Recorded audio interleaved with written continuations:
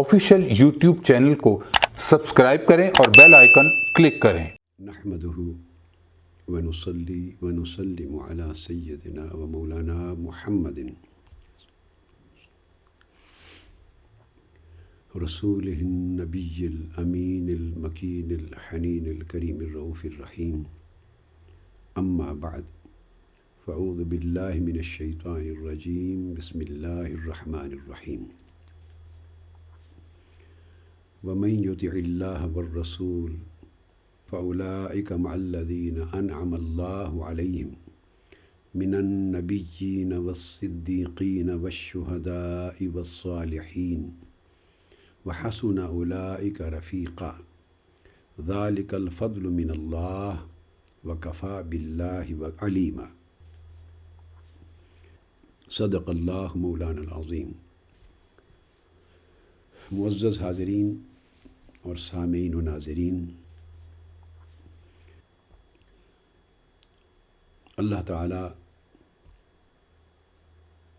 جل مجدہ کی توفیق سے ہم نے مقام رسالت اور حجیت حدیث و سنت اس کے سلسلہ وار موضوع کے ضمن میں پچھلی نشست میں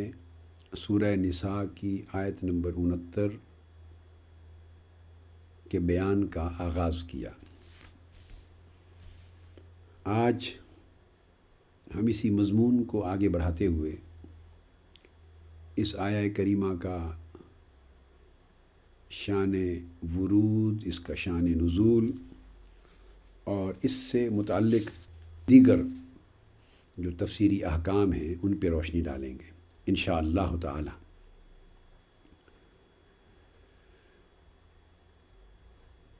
باری تعالیٰ نے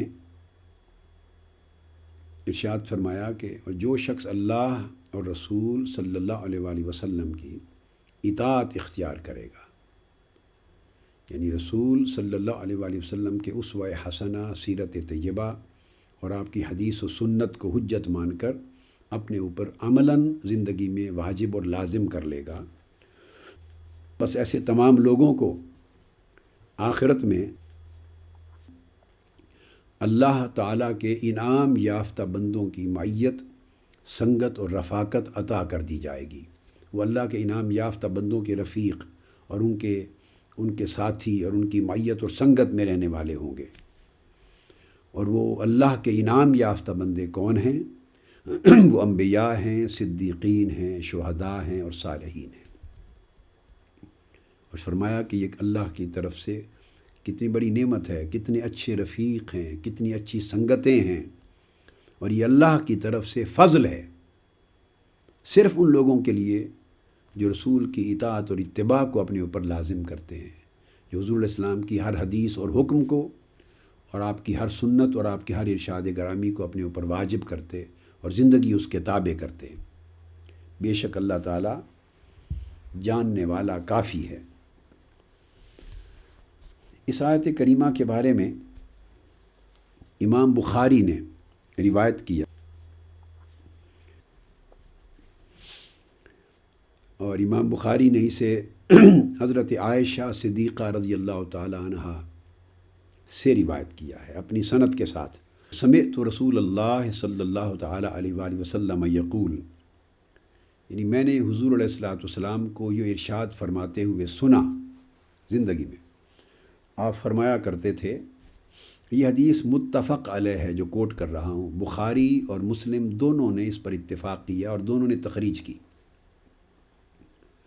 اور بہت سی اسانید اور طرق کے ساتھ بخاری مسلم میں یہ ریپیٹڈلی بار بار مختلف طرق کے ساتھ آئی ہے۔ تو حضرت عائشہ صدیقہ رضی اللہ تعالیٰ عنہ نے فرمایا کہ حضور علیہ السلام یہ ارشاد فرمایا کرتے، ما من نبی یمرض الا خیر بین الدنیا والآخرہ، کہ حضور علیہ السلام فرمایا کرتے کہ جس نبی کو بھی مرض لاحق ہوتی ہے اور وہ علیل ہوتے ہیں قبل از وفات، کوئی نبی ایسا نہیں جو مریض ہوں وفات سے قبل ان کی مرض کا آغاز ہو، الا خیر بین الدنیا والآخرہ، مگر یہ کہ انہیں اختیار دے دیا جاتا ہے دنیا اور آخرت کے درمیان تخییر جسے چاہیں اڈاپٹ کر لیں، چاہیں تو دنیا میں مزید برقرار رہیں اور چاہیں تو آخرت کا سفر اختیار کر لیں اور وفات ہو جائے۔ حضرت عائشہ صدیقہ رضی اللہ تعالیٰ عنہ فرماتی ہے کہ میں نے چونکہ اپنی کانوں سے آقا علیہ السلام کی زبان اقدس سے ان کی حیات مبارکہ میں یہ کلمات سنے تھے، چنانچہ وہ فرماتی ہیں کہ حضور صلی اللہ تعالیٰ علیہ وآلہ وسلم اپنی مرض وفات میں، ایام مرض میں جو وصال سے قبل تھے، تو ان کے درمیان حضور صلی اللہ علیہ وآلہ وسلم نے یہ کلمات ارشاد فرمائے، میں نے سنا۔ آپ یہ فرما رہے تھے ان ایام میں، بار بار فرماتے مع الذین انعم اللہ علیہم من النبیین والصدیقین والشہداء والصالحین، جن ایام میں آقا علیہ السلام علیل تھے وصال سے قبل، حضرت عائشہ صدیقہ رضی اللہ تعالیٰ عنہ فرماتی ہیں کہ پھر میں نے یہ سنا کہ آپ یہ کلمات دہراتے تھے، یہ کلمات فرما رہے تھے کہ اللہ کے ان انعام یافتہ بندوں کے ساتھ، اللہ کے انعام یافتہ بندوں کے ساتھ جو نبی، صدیقین، شہداء اور صالحین ہیں۔ تو فرماتی ہیں جب میں نے آپ کی زبان اقدس سے یہ بار بار سنا، فعلمت انہ خیر، میں نے جان لیا کہ آقا علیہ السلام کو وہ اختیار عطا کر دیا گیا ہے اس وقت، چاہیں زندگی اختیار کر لیں دوام اور چاہیں وفات کو اختیار کر لیں۔ تو بین الحیات والوفات، بین الدنیا والآخرہ، کسی جس چیز کو چاہیں وہی ہوگا، تو وہ اختیار جس کا ذکر حضور علیہ السلام کیا کرتے تھے کہ نبی کو وصال سے پہلے یہ اختیار دیا جاتا ہے کہ وہ وفات چاہتے ہیں، وہ نبی وفات چاہتا ہے یا دنیا میں مزید زندہ رہنا چاہتا ہے، تو میں سمجھ گئی فعلمت انہ خیر، وہ اختیار آقا علیہ السلام کو عطا کر دیا گیا، اور اس اختیار کے تحت حضور آخرت کو اختیار فرما رہے ہیں۔ مع الذین انعم اللہ علیہم، وہ آخرت میں جو انعام یافتہ بندوں، باری تعالیٰ مجھے اس سنگت کی طرف لے جا۔ فرماتی ہیں کہ میں سمجھ گئی۔ مسلم میں یہ الفاظ بھی آتے ہیں کہ آخری ایام میں وصال سے قبل حضور علیہ السلام یہ کلمات بھی ارشاد فرماتے، اللہم فی الرفیق الاعلی، اللہم فی الرفیق الاعلی، اللہم فی الرفیق الاعلی، اے اللہ وہ جو سب سے اعلیٰ رفیق ہے تو،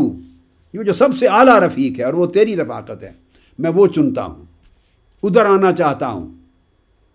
اس کو اختیار کرتا ہوں۔ تو 3 مرتبہ جب آپ نے یہ فرمایا تو فرماتی ہیں ہم سمجھ گئے کہ آقا علیہ السلام کو وہ اختیار مل گیا تھا کہ حبیب مکرم صلی اللہ علیہ وسلم مزید دنیا میں ہی اپنی حیات کو جاری رکھنا چاہتے ہیں یا بصورت وفات ہمارے پاس آنا چاہتے ہیں، تو آقا علیہ السلام نے اللہ کی رفاقت کو اختیار کر لیا ہے، مالا اعلیٰ کی رفاقت کو۔ تو یہ آیت کریمہ کہ آخرت میں آقا علیہ السلام نے ان رفاقتوں کو چن لیا، تو اس سے انہیں یہ معلوم ہو گیا کہ حضور علیہ السلام کو اختیار دیا گیا تھا اور آپ نے وفات کو چن لیا، منتخب فرما لیا ہے اپنے اختیار کے ساتھ۔ یہ اس حدیث کا اس حدیث میں اس آیت کریمہ کا ایک شان ورود ہے۔ ورود سے مراد اس کا تذکرہ تو پہلے چکی تھی، مگر وصال سے قبل آقا علیہ السلام کا اس آیت کریمہ کو پڑھنا دراصل آخرت کی سنگتوں کو چننے کا اشارہ تھا۔ اب آتے ہیں سبب نزول پر۔ اس میں مقام رسالت کا ایک عجیب نقطہ سامنے آتا ہے کہ اللہ تبارک و تعالیٰ اپنے برگزیدہ انبیاء کو یہ اختیار دیتا ہے، حتیٰ کہ بین الحیات والوفات یہ بھی اختیار دیا جاتا ہے۔ تو جب ان کا وصال ہوتا ہے تو ان کی مرضی سے ہوتا ہے، ان کی وفات ان کی مرضی، ان کے اپنے اختیار اور ان کے اپنے انتخاب سے ہوتا ہے۔ یہ اللہ تبارک و تعالیٰ نے انہیں خاص اعزاز عطا کیا ہے۔ غیر نبی کو، انبیاء کے علاوہ بقایا افراد کو یہ اختیار نہیں دیا جاتا۔ جب ان کا اجل، ان کا وقت مقرر آ جاتا ہے، ملک الموت نیک اور صالح سے بھی، اور جو گناہگار، بد اور فاسق ہے اس کے ساتھ بھی یہی معاملہ کرتا ہے کہ مقرر وقت پر آ کے ملک الموت ان کی روح قبض کرتے ہیں۔ فرق اتنا ہوتا ہے کہ جو صالحین ہوتے ہیں، اولیاء ہوتے ہیں، مؤمنین ہوتے ہیں، اچھے نیکوکار اور مستحقین جنت ہوتے ہیں، انہیں بڑی خوبصورت شکلوں میں آتے ہیں، ملک الموت آتا ہے خوبصورت شکل میں، اور ساتھ افواج آتی ہیں خوبصورت حسین چہروں اور لباسوں کے ساتھ ملائکہ کی، تو وہ بڑی بزرگی کے ساتھ، احترام کے ساتھ، اعزاز اور اکرام کے ساتھ ان کی روح قبض کر کے ایک جلوس کی صورت میں اکراماً اللہ کے حضور عرش الہی پر لے جاتی ہیں، اور وہ نیک آدمی، اللہ کا برگزیدہ بندہ، ان کی خوبصورت شکلیں دیکھ کر اور ملائے اعلیٰ سے پردے اٹھا کے جنت دکھائی جاتی ہے، دیکھ کر مسکراتا ہے، اور اس کے آنکھ جب اس ملائے اعلیٰ کی طرف لگتی ہے یا اس نظارے میں لگتی ہے تو اس کیفیت میں بڑی آہستگی اور محبت سے ان کی روح کو قفس انصری سے نکال لیا جاتا ہے۔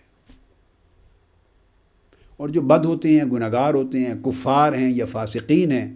ان کے لیے بڑی بھدی ڈراؤنی شکل میں آتے ہیں اور ان کی روح اس طرح قبض کرتے ہیں کہ تکلیف ہوتی ہے، اذیت ہوتی ہے،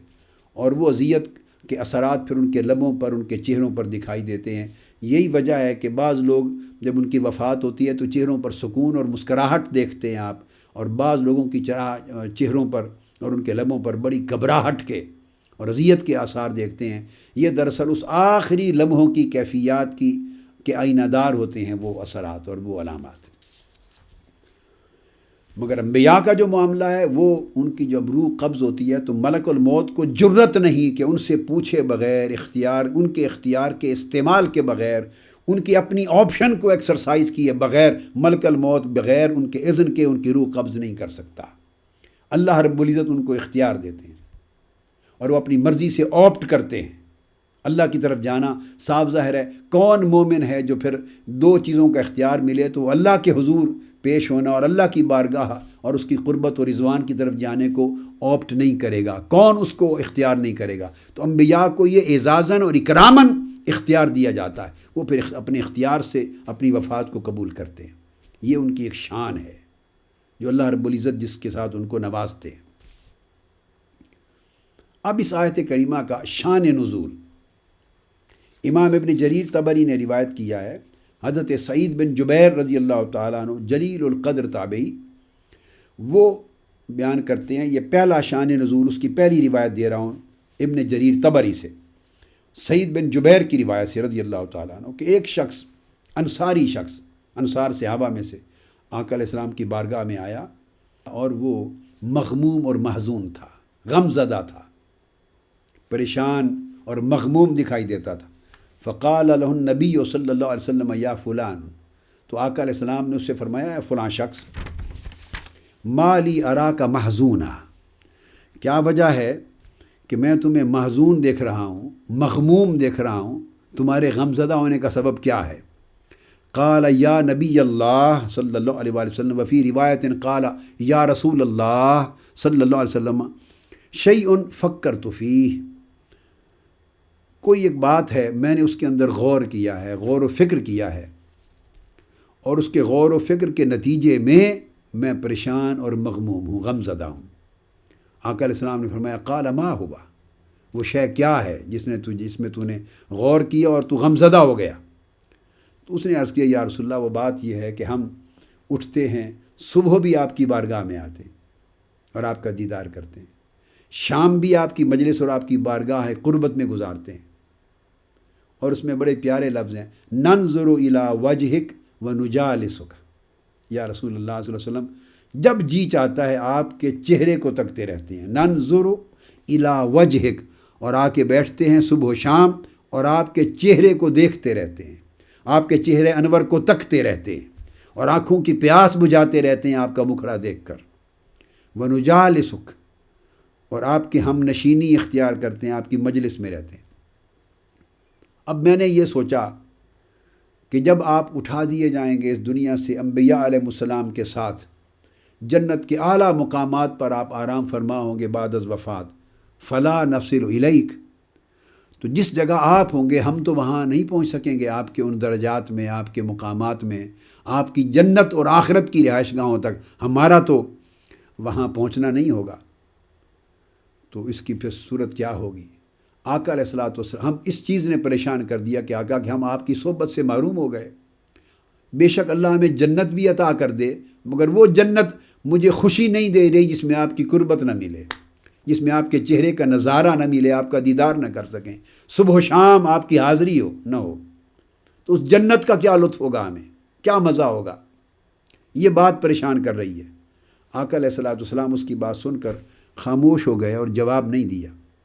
فَأَتَاهُ جِبْرِيلُ بِهَذِهِ الْآيَةِ، اس عاشق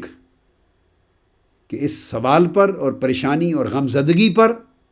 آقا علیہ السلام خاموش ہوئے، جانتے ہوئے کہ اب اس کا جواب اللہ رب العزت کی طرف سے آنے والا ہے، تو جبرائیل امین حاضر ہو گئے یہ آیت لے کر،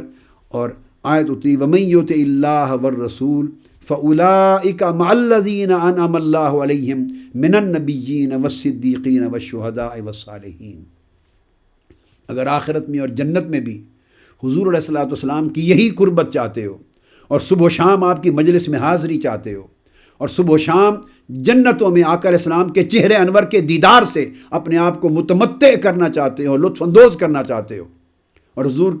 حضور کی بارگاہ میں ہر وقت حاضر رہنا چاہتے ہو، اگر یہ قربت تمہیں چاہیے تو پھر اللہ اور اس کے رسول کے ہر حکم کی اطاعت کیا کرو، پھر سنت رسول کی اتباع کیا کرو، حدیث رسول پر عمل کرنا اپنے اوپر لازم و واجب کر لو، اسوہ اور سیرت محمدی صلی اللہ علیہ وآلہ وسلم میں ڈل جاؤ، اللہ کے ہر حکم کی اور رسول کے ہر حکم کی اگر عمر بھر اطاعت بجا لاؤ اور حضور کی سنت و سیرت کی اتباع بجا لاؤ، تو پھر اللہ تعالیٰ بعد از وفات حبیب مکرم صلی اللہ علیہ وسلم اپنے رتبے اور درجے کے مطابق جہاں بھی ہوں گے تمہیں صبح و شام اپنی قربت بھی دیں گے، اپنی ہم نشینی بھی دیں گے، تمہیں ان کے چہرے انور کا دیدار بھی نصیب ہوگا، اور ان کی بارگاہ میں بیٹھنا حاضری بھی نصیب ہوگی، تمہیں ان کی معیت اور سنگت عطا ہو جائے گی۔ تو یہ آیت سنگت اور آیت رفاقت اس عاشق رسول کے اس استفسار پر اور غمزدگی پر نازل ہوئی کہ عشق تو تمہیں پہلے بھی ہے، محبت تو پہلے بھی ہے، مگر اب چاہتے ہو کہ جنت میں وہی کیفیتیں ملیں جو صبح و شام میری بارگاہ کی حاضری اور میرا چہرہ دیکھنے کی تمہیں یہاں ملتی رہتی ہیں، تو پھر ہمہ وقت میرے ہر حکم اور سنت اور سیرت کی پیروی اختیار کر لو۔ جو میری اطاعت اور اتباع اختیار کر لے گا اللہ تعالیٰ اسے پھر انبیاء کی، صدیقین اور شہداء صالحین کی معیت عطا کرے گا، اور وہ خوبصورت سنگتیں اسے مل جائیں گی جنت میں بھی جن کے وہ طلبگار ہوں گے۔ تو آقا علیہ الصلوۃ والسلام نے اس کی بشارت دی۔ اب یہ جو حدیث ہے سعید بن جبیر رضی اللہ تعالیٰ عنہ کے علاوہ اس کو حضرت مسروق بن اجدع تابعی انہوں نے بھی روایت کیا ہے۔ اب یہ تفسیری روایت حدیث ہے، اس کو حضرت اکرمہ التابعی رضی اللہ انہوں نے بھی روایت کیا ہے، حضرت عامر الشعبی نے بھی روایت کیا ہے، اس کو تابعی حضرت قتادہ نے بھی روایت کیا ہے، اسی کو حضرت ربیع بن انس نے بھی روایت کیا ہے، اور یہ جو سند ہے یہ سب سے احسن اور اجود اور اعلیٰ اسانید ہیں۔ اب اس کے بعد ایک دوسری حدیث اور روایت ہے اسی آیت کے شان نزول کی۔ وہاں تو ایک انصاری صحابی تھی عاشق رسول جنہوں نے یہ بات کی، اب دوسری روایت میں یہ بہت سے صحابہ پریشان ہوئے، وہ سارے ہی عاشقان مصطفیٰ تھے صلی اللہ تعالیٰ علیہ وآلہ وسلم۔ امام ابن جریر نے دوسری روایت ابن ابی جعفر کے طریق سے عن الربیع بن انس رضی اللہ تعالیٰ عنہ ان سے روایت کی، اور وہ بیان کرتے ہیں اس آیت میں من یطع اللہ والرسول فاولئک مع الذین انعم اللہ علیہم من النبیین الی آخر الآیہ۔ اس آیت میں فرماتے ہیں قال ان اصحاب النبی صلی اللہ علیہ وسلم قالوا قد علمنا ان النبی صلی اللہ علیہ وسلم له فضل علی من آمن به فی درجات الجنہ ممن اتبعہ وصدقہ۔ آپ فرماتے صحابہ کرام اکٹھے بیٹھے تھے، اور صحابہ کرام کے اس اجتماع میں ان سب نے یہ کہا ہمیں علم ہے کہ آقا علیہ الصلوۃ والسلام کو سب پر فضیلت حاصل ہے، وہ تمام لوگ جو اس پر ایمان لائے، جنہوں نے حضور کی اتباع کی، جنہوں نے تصدیق کی آپ کی رسالت کی، سب پر آقا علیہ السلام کی فضیلت، افضلیت ہے، فوقیت ہے۔ تو آقا علیہ السلام تو اپنے مقام عالی کے اعتبار سے جنت کے اعلیٰ سب سے اعلیٰ درجات میں ہوں گے۔ تو کہنے لگے ہم پھر آقا علیہ السلام کا دیدار کیسے کر سکیں گے، ہم حضور کی بارگاہ میں، حضور کی مجلس میں ان مقامات تک ہماری رسائی کیسے ہوگی۔ یہ بات تمام صحابہ کرام، کثیر تعداد میں صحابہ کرام کی مجلس میں ڈسکس ہوئی، اس سے وہ غمزدہ ہوئے، پریشان ہوئے، اور جب انہوں نے اپنی اجتماعی پریشانی آقا علیہ السلام کے سامنے رکھی اور آپ کے نالج میں آئی، فانزل اللہ فی ذالک یعنی ہذہ الآیہ، تو اللہ تبارک و تعالیٰ نے یہ آیت کریمہ ان تمام صحابہ کے اس غم کو دور کرنے کے لیے نازل کی، اور کہا کہ اس روایت میں، حدیث میں، کہ حضور علیہ السلام کا درجہ کوئی شک نہیں ہے، یقیناً اس درجے تک تو کوئی نہیں پہنچ سکے گا۔ تو صحابہ کرام کے اس پریشانی پر اللہ تبارک و تعالیٰ نے آیت نازل کی اور فرمایا کہ جو حضور کی اتباع میں ہیں اور آقا علیہ السلام کی اطاعت میں ہیں، جنہوں نے میرے حبیب کی سنت کو، سیرت کو، اسوہ کو، حدیث کو، ان کے ہر حکم اور ارشاد کو اپنے اوپر واجب اور لازم کر لیا ہے، اور اپنی زندگی کو اوڑھنا بچھونا بنا لیا، اور اپنی زندگیوں کو ان کے تابع کر دیا ہے، اس اطاعت و اتباع رسول کا صلہ یہ ہوگا محبت کے ساتھ۔ یہ سارا فکر جو ہے یاد رکھ لیں، یہ فکر عشق سے جنم لیتا ہے، روکھی اطاعت اور اتباع نہیں، وہ اطاعت و اتباع جو عشق اور محبت کے خمیر سے جنم لے۔ یہ غم اسی لیے تھا،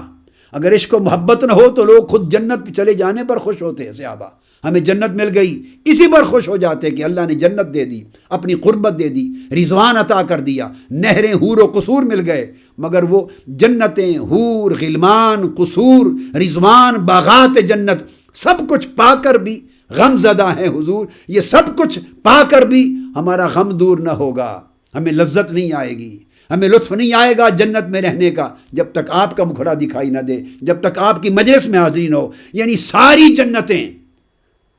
ان میں وہ لذت کہاں محبوب جو آپ کی بارگاہ میں حاضری اور آپ کے چہرے انور کو تکنے کی لذت ہے۔ یہ اس آیت کریمہ کے نزول کا پس منظر ہے۔ تو یہ آیت کریمہ کا شان نزول عشق ہے، عشق صحابہ، عشق رسول، صحابہ کرام کی محبت رسول، صحابہ کرام کا عشق و محبت رسول میں فنا ہونا۔ تو اس پر یہ آیت اتری، اور پھر حضور علیہ السلام نے ان کو خوشخبری دی کہ جو لوگ اس طرح اتباع میں رہیں گے تو ایسا ہوگا کہ وہ اپنی جگہ پر ہوں گے، جنتوں میں ان کے درجے، ان کے ڈیرے، ان کی منزلیں، ان کے رتبے اپنے ہوں گے،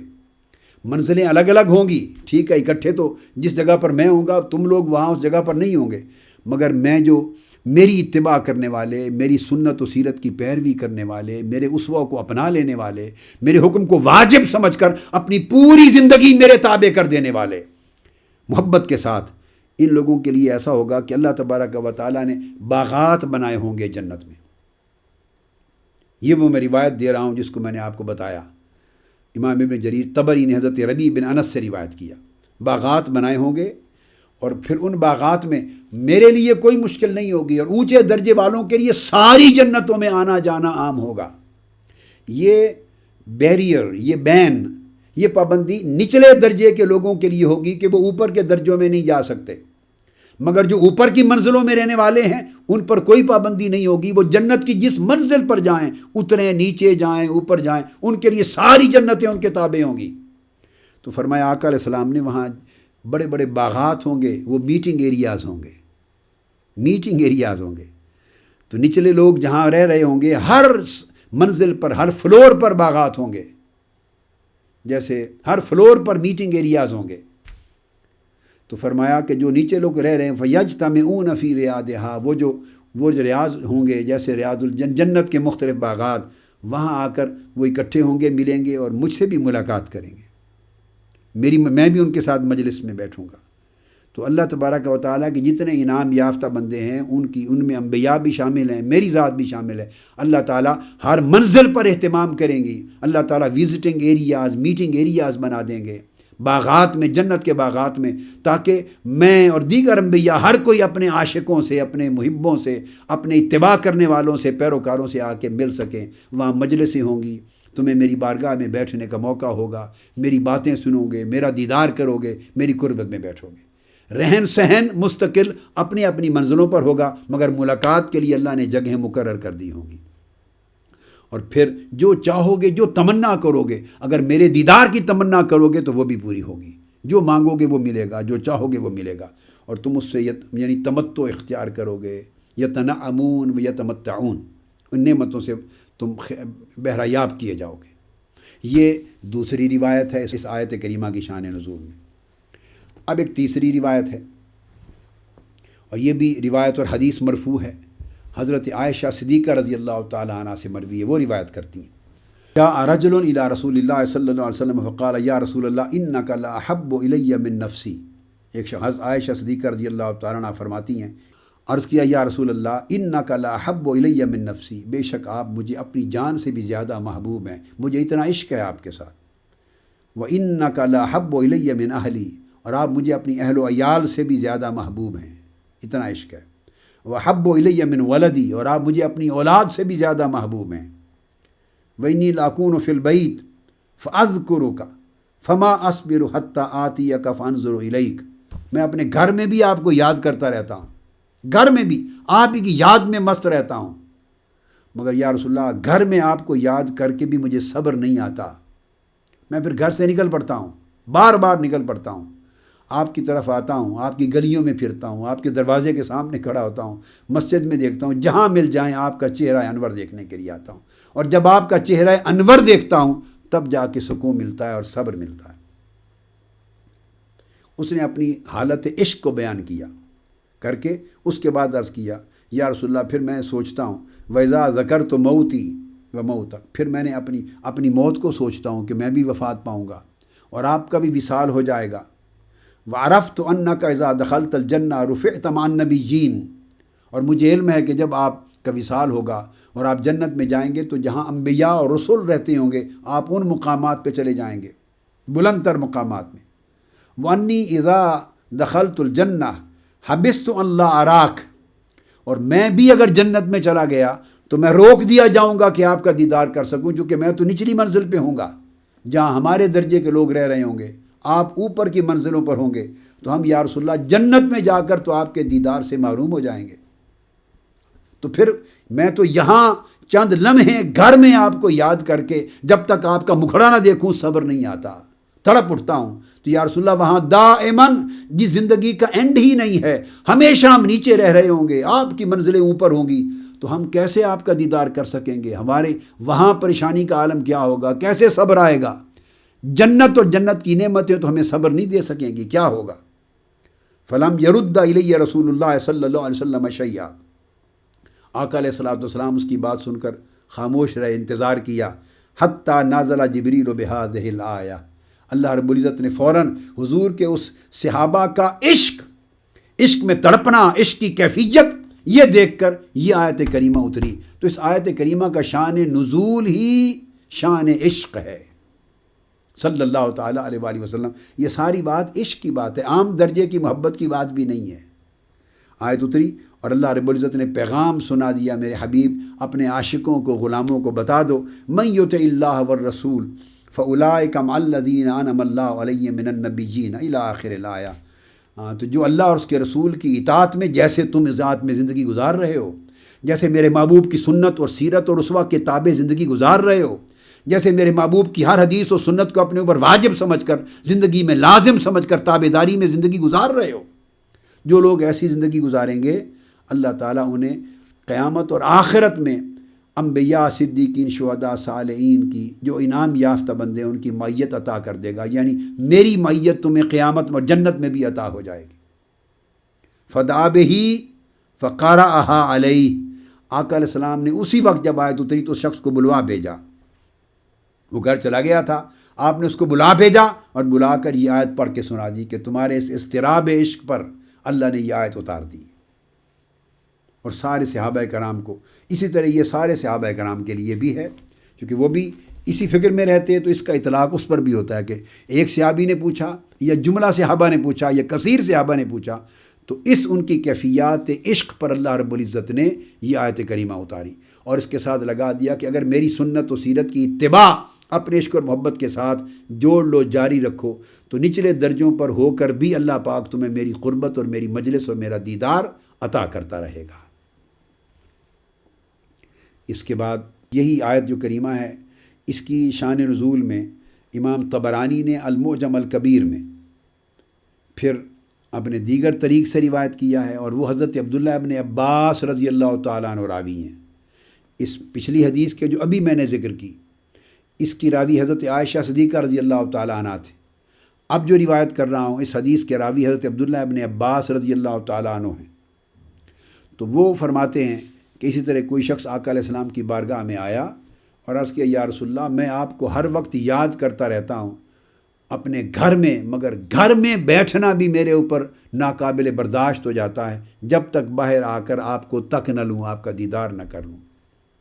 وَأَحَبُّ أَنْ أَكُونَ مَعَكَ فِي الدَّرَجَةِ، میری خواہش یہ ہے، میری طلب یہ ہے کہ وَأُحِبُّ أَنْ أَكُونَ مَعَكَ فِي الدَّرَجَةِ، کہ درجات جنت میں بھی حضور مجھے ایسی قربت مل جائے کہ آپ کے دیدار سے محروم نہ ہو جاؤں۔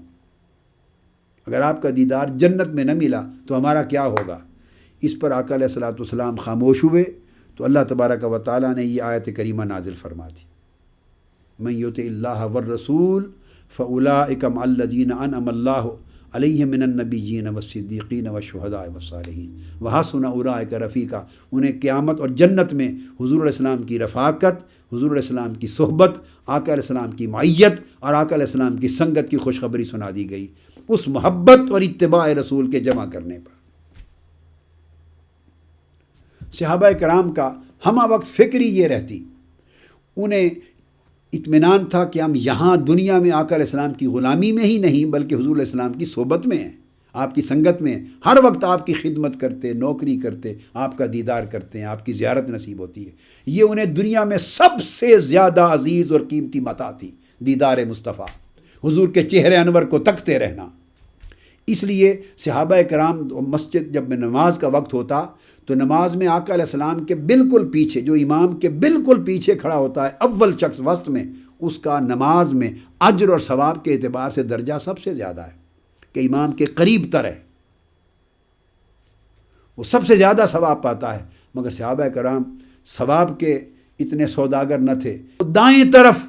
بجائے بالکل پیچھے کھڑے ہونے کے پہلی صف میں دائیں طرف فاصلے پر کھڑے ہونے کو پسند کرتے، اس لیے کہ صحابہ کرام کہتے ہیں اس لیے پسند کر کے کہ نماز تو جیسے گزر جاتی سو گزر جاتی آقا کی اقتداء میں، اور دائیں طرف اس لیے کھڑے ہوتے کہ جب سلام پھیرنے کا وقت آئے گا تو چونکہ پہلا سلام دائیں طرف پھیر کے السلام علیکم ورحمۃ اللہ چہرہ دائیں طرف کیا جاتا ہے، تو ساری نماز گزار کر وہ اس انتظار میں ہوتے کہ جب حضور اپنا چہرہ انور دائیں طرف پھیریں گے سلام کے وقت تو پہلی نظر ہماری حضور کے مکھڑے پہ پڑے گی، چہرہ مصطفیٰ پہ پڑے گی۔ تو وہ حالت نماز میں بھی دیدار مصطفیٰ کے طالب رہتے، منتظر رہتے اور سلام پھیرنے کے لیے تڑپتے رہتے۔ یہ ان کی کیفیت ایمان تھی، یہ صحابہ کرام کی کیفیت ہے۔ میں بعد کے لوگوں کی بات نہیں کر رہا، آج حضور علیہ السلام کے عشق اور محبت کی باتیں اگر آج کوئی ایسے کرتا ہے تو لوگ اتنے نادان ہیں، بے خبر ہیں دین سے، قرآن سے، حدیث سے، سنت سے، صحابہ کرام کے حوال و کیفیات سے اتنے بے خبر ہیں اور بے خبر رکھے جاتے ہیں کہ آج کوئی ایسی بات کر دے معاذ اللہ تو اسے شخصیت پرستی کا نام دیتے ہیں، اسے شرکتانہ دے دیتے ہیں کہ اتنی شدید محبت تو صرف اللہ سے کی جاتی ہے۔ ارے شرکتانہ دینے والوں اور ایسی بے خبری کی نادانی کی باتیں کرنے والوں، کبھی صحابہ کرام کے حوالے حیات کے جو کتاب ہے اس کے اوراق کو بھی پلٹ کے دیکھا؟ کبھی صحابہ کرام کی زندگی کے شب و روز کو بھی دیکھا؟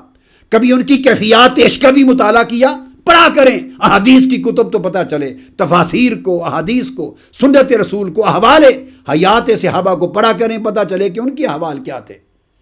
پھر آپ تانا دینا چھوڑ دیں گے شخصیت پرستی کا، معاذ اللہ۔ یہ عشق رسول شخصیت پرستی نہیں، یہ اللہ کی وحدت پرستی ہے، یہ توحید پرستی ہے۔ اسی چہرے سے تو خدا کی شناخت ہوئی ہے۔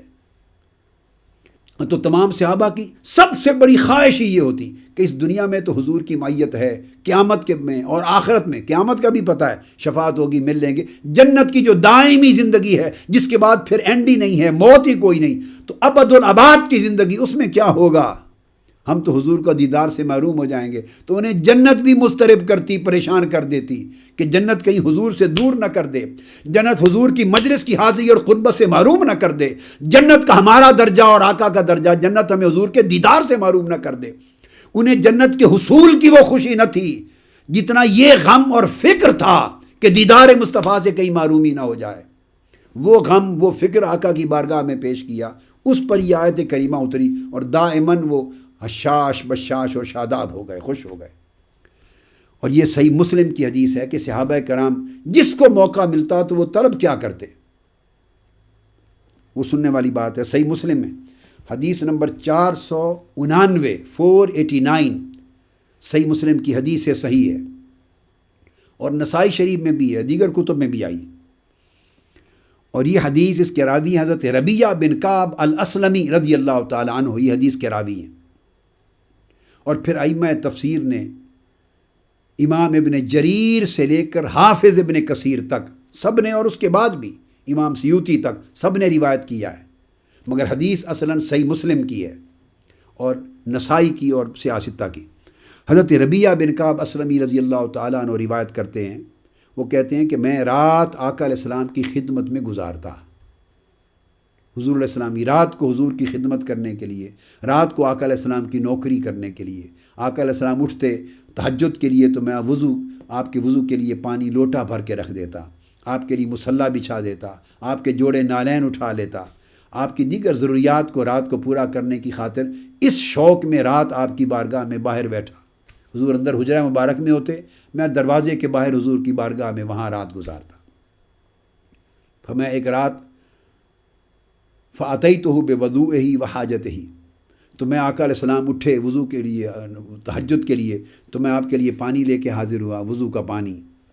اور آپ کی دیگر ضرورت کی چیزیں لے کے حاضر ہوا۔ ہر رات کا معمول تھا۔ تو آقا علیہ السلام ایک رات خوش ہو گئے، دریائے رحمت اور دریائے عطا جوش میں آ گیا، خوش ہوئے۔ فقال علی سل، اے ربیہ، خوش ہو گئے، مجھے فرمایا ربیہ آج مانگ لے جو مانگنا ہے۔ یہاں سے ایک عقیدے کا مسئلہ بھی واضح ہوا کہ آقا علیہ الصلوۃ والسلام کو اللہ رب العزت نے اتنے اختیارات بے حساب اور اتنے اختیارات بے انتہا عطا کیے تھے کہ جب موج میں آتے تو آپ صحابہ سے بھی فرماتے سل، مانگ لو جو مانگنا ہے مجھ سے، مانگ لو۔ اور جو روایت ہے امام نسائی نے کی ہے، اس کے الفاظ ہیں، آپ نے فرمایا سلنی، اے ربیہ مجھ سے مانگ لے جو مانگنا ہے، مجھ سے مانگ لے جو مانگنا ہے۔ تو گویا حدیث نبوی صلی اللہ علیہ وسلم کی روح سے اور سنت نبوی کی روح سے، اس حکم سے، یہ حضور کا حکم ہے، اس سے براہ راست حضور علیہ السلام سے مانگنا بھی سنت بن گیا۔ لوگ نادانی میں اس کو شرک سمجھ بیٹھتے ہیں اور وہ سمجھتے ہیں کہ صرف اللہ سے مانگنا چاہیے، حضور علیہ السلام سے نہیں مانگ سکتے۔ اس غلط فہمی کو ہمیشہ کے لیے دور کر دیں، ہمیشہ کے لیے دور کر دیں۔ یہ ان لوگوں کے ذہنوں میں پیدا ہوئی یا ان لوگوں نے پیدا کی جو مقام توحید اور مقام رسالت کا رشتہ نہیں سمجھتے، جو اللہ اور اللہ کے رسول کے مابین جو نسبت اور تعلق ہے اور جو قربت ہے اس کے حکم کو نہیں سمجھتے، جو اہل تفریق ہیں نہیں، وہ ان کو مغالطہ ہوتا ہے، جو اہل توحید ہیں ان کو مغالطہ نہیں ہوتا۔ تو یہ امام نسائی کی روایت ہے، فرمایا آقا علیہ السلام نے سلنی، مجھ سے مانگ لے۔ تو حضور کی حدیث اور سنت سے ثابت ہو گیا کہ حضور علیہ السلام سے بھی براہ راست مانگنا یہ نہ صرف جائز ہے بلکہ سنت ہے، آقا علیہ السلام کا حکم ہے۔ اور حضور سے مانگنا یہ اللہ سے مانگنے سے الگ نہیں ہے، اللہ ہی سے مانگنا ہوتا ہے، چونکہ آقا علیہ السلام اللہ کی ذات کے مظہر ہیں۔ آپ سے سوال کرنا بھی اسی شان کی مظہریت ہے اور آپ کا عطا کرنا بھی اسی شان کی مظہریت ہے۔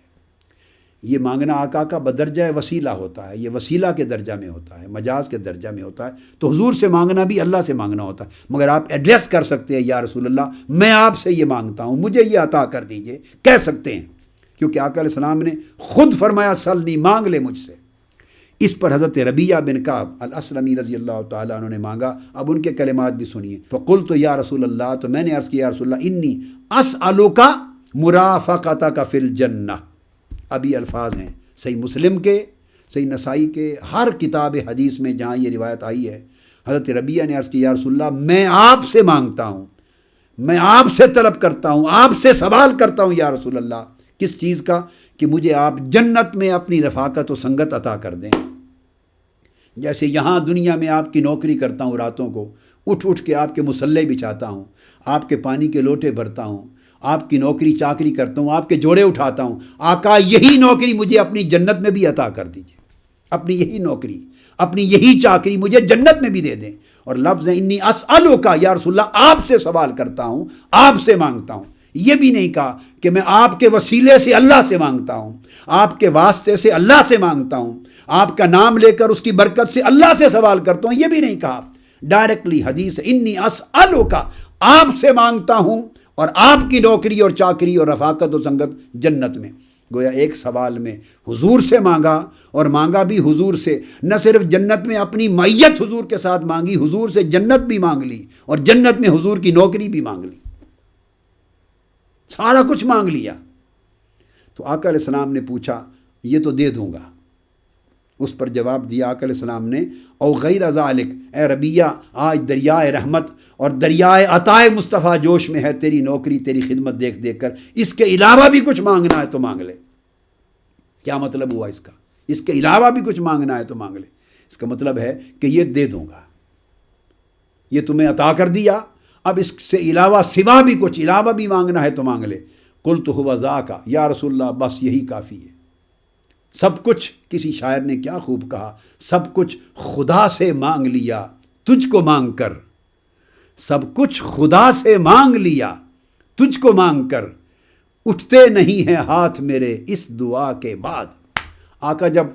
آپ کو مانگ لیا، جنت میں آپ کی نوکری مانگ لی، آپ کی چاکری مانگ لی، آپ کی خدمت میں رہنا، آپ کی سنگت و رفاقت میں رہنا مانگ لیا، حضور اس کے بعد کیا مانگو؟ شرم آتی ہے، کچھ بچا ہی نہیں اس کے بعد مانگنے کا، سب کچھ اس کے اندر ہے۔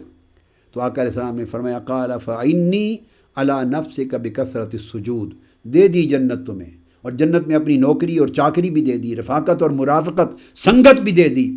اب تم بھی میرے دینے کی لاج رکھنا، میری عطا کی لاج رکھنا، اور وہ یہ کہ میری مدد کرنا کہ کثرت کے ساتھ سجدے کرتے رہنا، کثرت کے ساتھ سجدے کرتے رہنا، تاکہ میری عطا کی لاج رہے، تمہاری اہلیت اس کے لیے برقرار رہے، تم اس کے مستحق بنے رہو، لوگ ایسا نہ کہیں کہ حقدار تو نہ تھا، اتنی رفاقت اور جنت میں اتنی قربت کیسے مل گئی؟ نہیں، اس کے لیے اپنے آپ کو حقدار بھی بنائے رکھنا۔ تو اس طلب کے جواب میں اللہ رب العزت نے یہ آیت نازل کی کہ جو لوگ حضور کی اس دنیا میں نوکری کرتے ہیں، میرے آقا میرے محبوب کی چاکری کرتے ہیں، میرے محبوب سے عشق اور محبت کرتے اور میرے محبوب کی اطاعت اور اتباع کرتے ہیں، اور ان کے اسوہ حسنہ اور سیرت طیبہ کی پیروی کرتے ہیں، ان کے ہر حکم اور ارشاد اور ان کی ہدایت اور طریق کو اپنی زندگی میں اپنے اوپر لازم اور واجب کرتے ہیں، اور راہ فرار نہیں اختیار کرتے، جان نہیں چھڑاتے میرے محبوب کی اطاعت اور اتباع سے،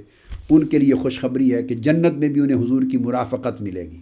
حضور کی سنگت اور آقا حضور کی معیت ملے گی۔ یہ اس آیت کریمہ کا شان نزول تھا کہ جو لوگ حضور علیہ السلام کی معیت میں رہیں گے، آقا علیہ السلام کی اطاعت اور اتباع میں رہیں گے، اور آقا علیہ السلام کی حدیث و سنت کو حجت مانیں گے، اور حضور کے اسوہ حسنہ اور سیرت طیبہ کو اپنے اوپر واجب اور لازم رکھیں گے، اللہ تبارک و تعالیٰ انہیں اس کے توسل سے، حضور کی اتباع کے توسل سے، حدیث و سنت رسول کی حجیت کے توسل سے، اور حضور کی سیرت طیبہ کے وجوب اور اپنے اوپر عملی لزوم کے توسل سے جنت میں بھی آقا علیہ السلام کی معیت عطا کر دے گا، ہر چند کہ وہ ذاتی طور پہ اس مقام کے اہل نہ ہوں، انبیاء اور رسولوں کے درجات میں رہنے کے اہل نہ ہوں، نہ وہ رہ رہے ہوں گے، مگر اس عمل اور اس محبت اور اس معیت کے نتیجے میں اللہ تعالیٰ انہیں حضور کی رفاقت اور سنگت کے مواقع دے گا، اور طویل مواقع عطا کرے گا۔ اب یہ آقا علیہ السلام کے ساتھ اتباع سنت اور سیرت کے حکم کے وجوب کو لازم کرنے سے تو ہوتی ہے، مگر اس کے ساتھ ایک میجر سبب حضور کے ساتھ ذاتی محبت اور ذاتی عشق بھی ہے۔ امت کے افراد کو چاہیے کہ حضور کی سنت سے بھی محبت کریں اور حضور کی ذات سے بھی عشق کریں۔ یہاں آخری حدیث سنا کر آج کی گفتگو ختم کرتا ہوں کہ سنت و سیرت کی اتباع اور اس سے محبت کا تو درجہ کتنا بلند ہوگا، حضور کی ذات سے محض محبت و عشق اگر کسی یہودی لڑکے نے بھی کیا، یہودیوں نے بھی کیا، کسی غیر مسلم نے بھی کیا، حضور کی ذات سے محبت اور عشق، تو اللہ تبارک و تعالیٰ نے اس کو بھی محروم نہیں کیا۔ حضرت انس رضی اللہ تعالیٰ عنہ روایت کرتے ہیں کہ ایک یہودی غلام تھا، یہ امام احمد بن حنبل کے الفاظ کوٹ کر رہا ہوں، انس بن مالک رضی اللہ تعالیٰ عنہ فرماتے ہیں کہ یہودی لڑکا تھا، امام بخاری نے روایت کیا وکانا یخدم النبی صلی اللہ علیہ وسلم، یہ امام بخاری کے لفظ ہیں کہ وہ تھا یہودی لڑکا مگر حضور علیہ السلام کی ذاتی خدمت کیا کرتا تھا، آپ کی مجلس میں بیٹھتا، حضور سے محبت تھی، چہرہ انور کے حضور کے حسن و جمال کو دیکھ کے عاشق تھا، جو بھی وجہ تھی مجلس میں آ کے بیٹھتا اور حضور کی خدمت کرتا۔ امام بخاری نے یہ لفظ صحیح بخاری میں روایت کی ہیں۔ امام احمد بن حنبل نے اس خدمت کے ساتھ وضاحت کی ہے کہ خدمت کیا کرتا تھا، تو امام احمد بن حنبل نے روایت کیا ان غلاما یہودیا کان یدعو للنبی صلی اللہ علیہ وسلم وضوءہ ویناولہ نعلیہ، آقا علیہ السلام وضو کے لیے اٹھتے تو حضور کا لوٹا بھر کے ہاتھ میں رکھتا، حضور جب بیٹھ جاتے تو حضور کے جوتے مبارک جوڑے نالین شریفین آپ کے جوڑے اٹھا کے ہاتھ میں رکھتا، پھر جب حضور پہننے کی حاجت ہوتی تو آقا علیہ السلام کے سامنے جوڑے رکھ دیتا، حضور کے جوڑے اٹھاتا تھا، یہ اس کی محبت کا عالم تھا، مگر تھا یہودی اور آقا کی مجلس میں بیٹھا رہتا۔ بیمار ہو گیا، حضور کی مجلس میں چند دن نہیں آیا، آقا علیہ السلام نے پوچھا کہ وہ یہودی لڑکے کو کیا ہوا، وہ نہیں آ رہا ہماری مجلس میں 1-2 دنوں سے۔ صحابہ کرام نے عرض کیا یا رسول اللہ وہ بیمار ہو گیا ہے، فرما رہا تھا۔ وہ بیمار ہو گیا، فمارض فاتاہ النبی صلی اللہ علیہ وسلم فدخل علیہ وابوہ قاعد عند راسہ. اب یہ صحیح بخاری پڑھ رہا ہوں، صحیح بخاری سے. جب وہ مریض ہو گیا، صحابہ نے اطلاع کی تو آقا علیہ السلام نے فرمایا اچھا چلو بھی ہماری نوکری کرتا ہے، میرے جوڑے اٹھاتا تھا،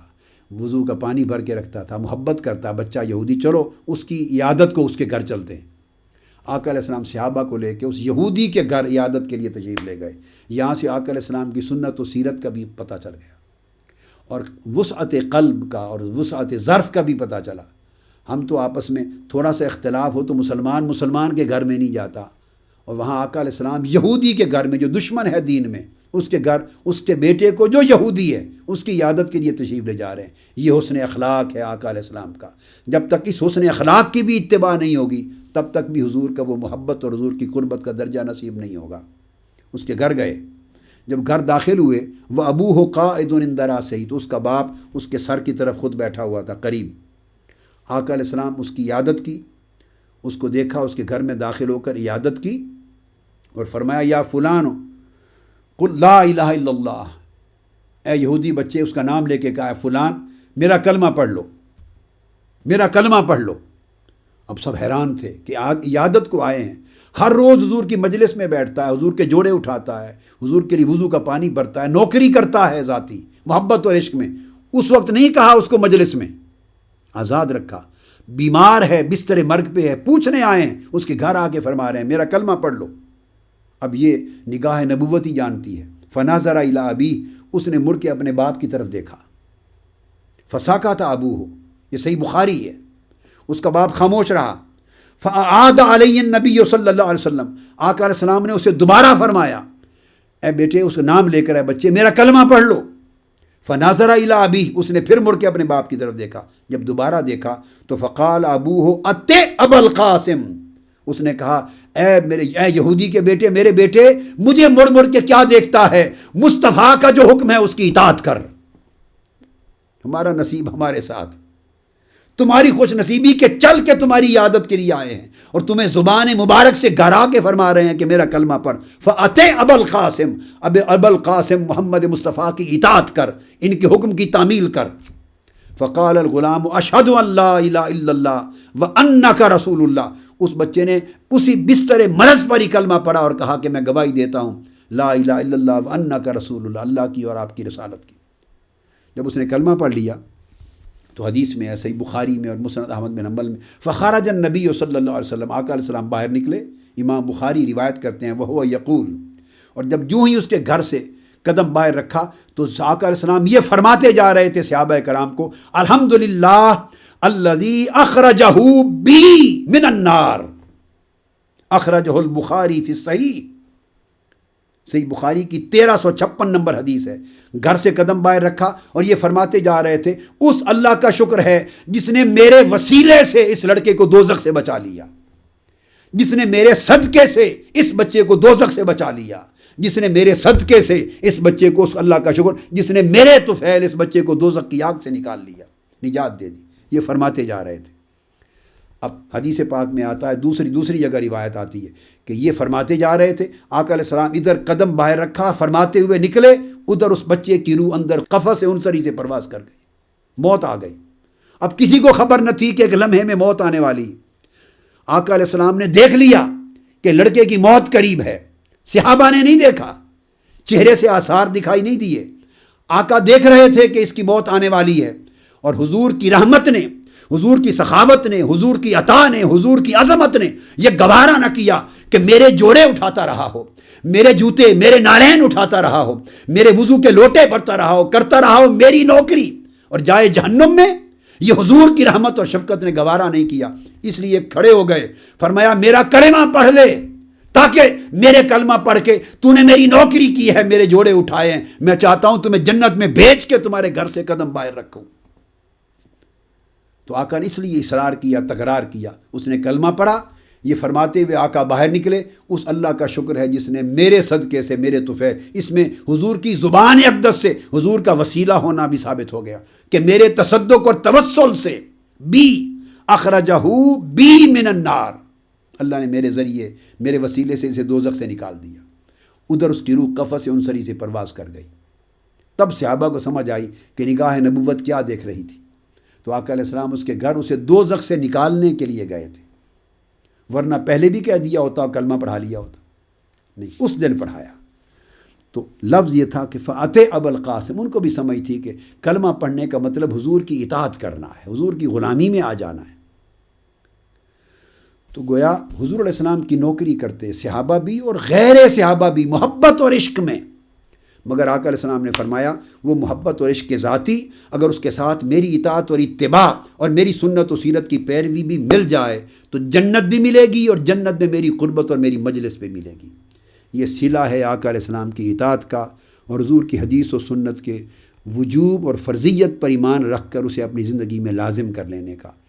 اور اپنی زندگی آقا علیہ السلام کے اسوہ حسنہ اور سیرت طیبہ کے عملاً تابع کر دینے کا. یہ صلہ ہے کہ نہ صرف جنت کی ضمانت ہے بلکہ جنت میں حضور کی مجلس ہم نشینی اور حضور علیہ السلام کی قربت و زیارت کو دائماً میسر آتے رہنے کی بھی ضمانت ہے. اللہ رب العزت ہمیں یہ فہم و معرفت عطا کرے. آج کی گفتگو